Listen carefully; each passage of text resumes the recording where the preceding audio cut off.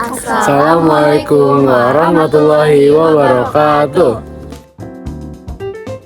Halo teman-teman, kami dari kelas 12 IPS 1 ingin menyajikan dokumenter sosiologis tentang ketimpangan sosial di era globalisasi.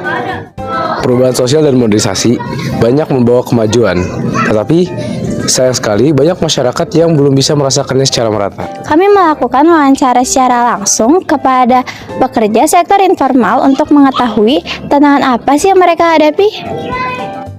Melalui video ini, kami ingin tahu bagaimana sih mereka bertahan hidup di pertengahan modernisasi dan persaingan ekonomi yang semakin ketat ini. Sebelumnya, kalian tahu nggak sih apa itu ketimpangan sosial?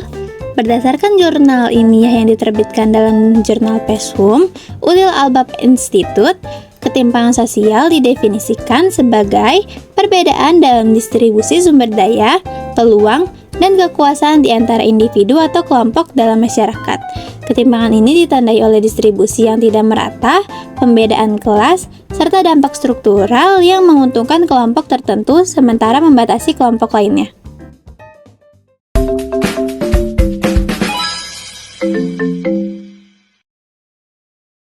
Assalamualaikum warahmatullahi wabarakatuh. Jadi hari ini kita akan melanjutkan wawancara dengan siapa sebelumnya, Bang? Abang Hafiz. Bang Hafiz ini umur berapa? Saya 20. Terus Bang Hafiz ini berapa lama nih bekerja membuat maca? Belum ada 3 minggu karena ngisi liburan kampus aja. Bang, ini abang di mana kuliahnya? Di UIN, Jurusan hukum. hukum. Anak hukum. Oke, Bang. Kita langsung ke pertanyaan intinya aja, Bang. Mengapa abang memilih untuk membuat maca nih, Bang?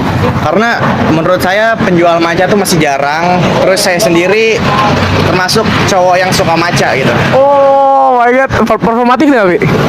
Bisa dibilang. Oke. Bukunya mana, Bang? Waduh. Oke, terus ini pekerjaan ini menjadi penghasilan utama abang apa ada lain? Untuk sekarang sih bisa dibilang sampingan aja. Apa tuh utamanya, Bang? Utamanya saya ada bisnis juga, tapi bukan maca, catering. Apa tuh, Bang? Catering, boleh dijelasin nggak? Catering kayak semacam buat akikah atau hajatan gitu. Tapi kebetulan itu punya orang tua, tapi saya yang handle. Bagus lah itu, Bang, bagus. Perintis. Lanjutnya nih, Bang. Tapi penghasilan dari membuat maca ini cukup nggak buat abang sehari-hari? Bisa dibilang cukup sih, cukup aja. Soalnya kan pembeli nggak menentu ya tiap hari. Ada naik, ada turun. Kalau dibilang cukup apa enggaknya, cukup. Jadi emang kondisinya tuh berubah-ubah ya setiap hari ya, nggak sama. Betul. Tapi lebih stabil apa sering, maksudnya berubah tuh yang sering banget atau tetap stabil? Kalau sekarang sih saya bilang belum stabil ya, karena mungkin di sini kan mahasiswanya masih pada libur juga. Jadi pembeli itu hanya yang lewat-lewat aja gitu. Jadi bisa dibilang naik turun lah. Baik, Bang. Terus perkembangan zaman nih, Bang, globalisasi. Itu memengaruhi usaha nggak, Bang? Memengaruhi. Di bagaimana tuh, Bang? Contohnya? Bisa dibilang bagian promosinya nih. Kan banyak promosi sekarang bisa lewat SG, IG, ataupun lewat kayak GoFood, ShopeeFood gitu. Jadi kita sebagai penjual mau nggak mau harus mengikuti perkembangan zaman gitu kan. Kalau enggak ya kita ya cuman tinggal nunggu pembeli aja. Kalau gitu kan orang lagi scroll HP bisa lihat GoFood itu, apalagi orang suka maca gitu kan. Tapi abang udah menerapkan konsep globalisasi belum ke usaha abang? Salah satunya saya udah hadir di GoFood. Udah di GoFood, Ya. teman-teman. Apa namanya? Coba kasih Maca lihat Kyoto foto. Limo namanya di GoFood. Berarti abang udah mengikuti perkembangan zaman ya? Oke, lanjut pertanyaan selanjutnya, Bang. Keberadaan toko modern nih, Bang, atau penjual online nih memengaruhi pendapatan abang nggak?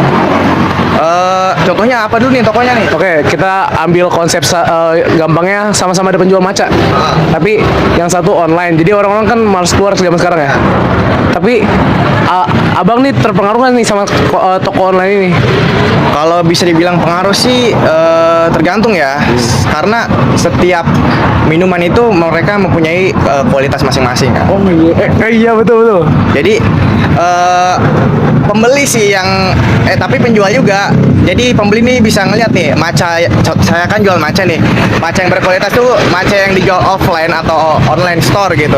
Jadi tergantung masyarakatnya nih, Bang gitu. Betul. Setuju. Yang penting kualitasnya bang ya. Oke, lanjut nih bang. Menurut abang nih, abang merasakan nggak sih adanya kesenjangan antara pedagang kecil sama pedagang besar? Mungkin kalau misalnya abang mau pakai POV lain, misalnya abang menjadi POV para teman-teman kita yang masih kecil usahanya, boleh aja. Kalau dibilang ketimpangan, bisa dibilang iya, karena kalau pedagang kecil sama pedagang besar tuh dari modal aja udah beda, Iya, gitu lagi. kan. Kayak saya nih masih pedagang kecil dibanding sama toko sepatu itu, tentu beda. Betul. Ketimpangannya jauh banget. Mereka pakai AC, saya enggak gitu. Ah, iya. Ada pintu kaca, ada parkiran gitu. Ya pasti ada ketimpangan gitu. Tapi abang sendiri merasakan banget dong berarti. Ya kalau dibilang merasakan banget ya ngerasain gitu kan. Karena beda banget gitu konsepnya. Oke, kita lanjut ya.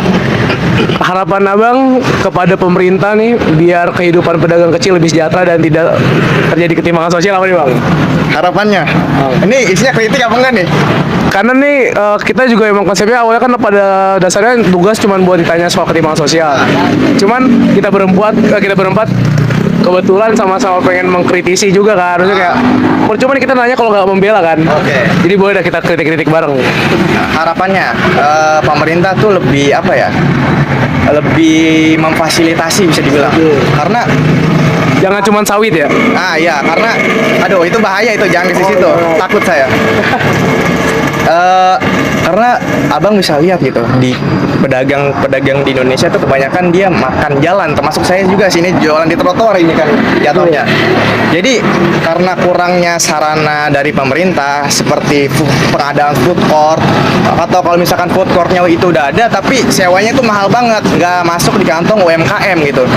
Jadi harapan saya ya sesuai janji Presiden waktu itu ya, selain menyediakan lapangan kerja gitu kan, Ya. 16 juta itu tapi Janji pak. Maksudnya sorry, janji asli ya. janji asli tapi nggak tahu kapan gitu ya.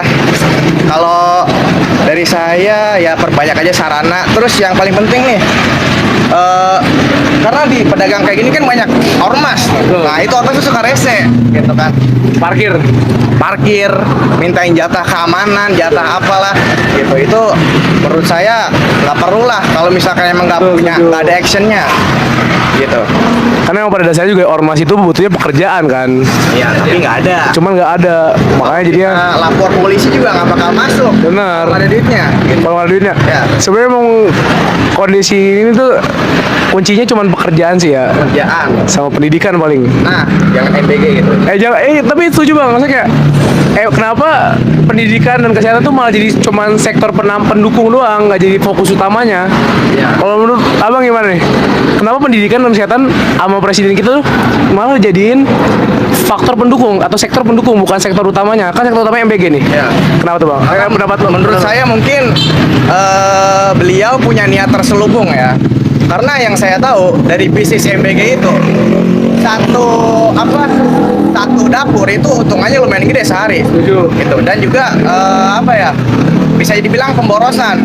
Contohnya kita lihat kayak kemarin tuh yang ada anak kecil bunuh diri karena nggak bisa beli pulpen atau buku. Itu kan Iya. tamparan buat sektor Indonesia. pendidikan gitu. Karena betapa tidak meratanya sistem pendidikan kita gitu kan. Jadi kalau bisa MBG itu sebenarnya programnya bagus, cuman dilakuin di negara kita yang masih miskin ini nggak bisa gitu. Benar setuju. Harus Pendidikannya seimbang. dulu yang Kalau bisa di-basic. seimbang dulu nih. Soalnya kalau pendidikan tinggi kayaknya belum bisa. Soalnya ya balik lagi ke kas negaranya gimana gitu. Ini sih emang dulu ya. Ya. Ini seru juga bang, berdiskusi bang. Malu nggak sebagai orang Indonesia? Bisa dibilang malu sih saya sedikit malu, tapi kan nyatanya di media MBG katanya melampaui Jepang sampai belajar masalah ini ke Indonesia gitu kan. Gitu. Aduh, lucu lagi. Ini bang, pertanyaan terakhir bang. Oke, silakan. Kan sekarang udah banyak nih generasi muda yang udah turun ke sektor informal kan. Kayak mereka buka clothing brand mereka sendiri kan. Terus contohnya abang udah mulai buka sektor informal juga. Ada pesan gak bang buat anak-anak muda sekarang yang udah rela nurunin gengsinya buat dapet penghasilan di usia muda mereka? menurut saya itu bagus ya, karena kita jadi nggak bergantung pada pemerintah gitu. Jadi kita memiliki inisiatif sendiri buat membangun usaha, dan itu juga bisa memajukan dalam sektor UMKM kita gitu. Pesannya apa tuh buat mereka? Kesannya jangan terus menyerah gitu kan. Namanya usaha itu pasti ada naik turunnya. Jadi kita yang penting menjaga kualitas, terus juga memberikan kepercayaan lebih kepada konsumen, kayak treatment lebih gitu, lebih ramah, lebih sopan, karena konsumen tuh kebanyakan kalau kita membeli itu nggak dilihat dari produknya aja, tapi dari penjualnya juga, gimana cara treatment pelanggannya.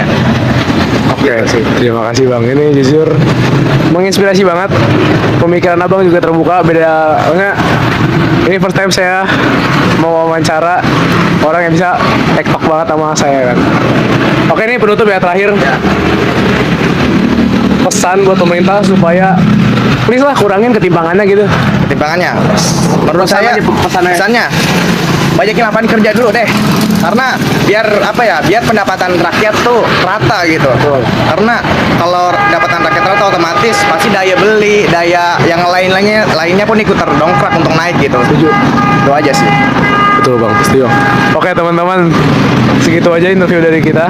Ini dari Abang Hafiz, salah satu seseorang yang menjual apa nih Bang? Sorry Bang. Maca, Minuman maca di daerah Limo. Kalian yang mau berkunjung bisa datang ke sini. silahkan mampir. Atau kalau mau sharing-sharing soal hukum, ilmu hukum, bisa ke abangnya juga. Terima kasih ya udah menonton. Kesimpulannya nanti akan ditaruh di akhir video. Wassalamualaikum warahmatullahi wabarakatuh.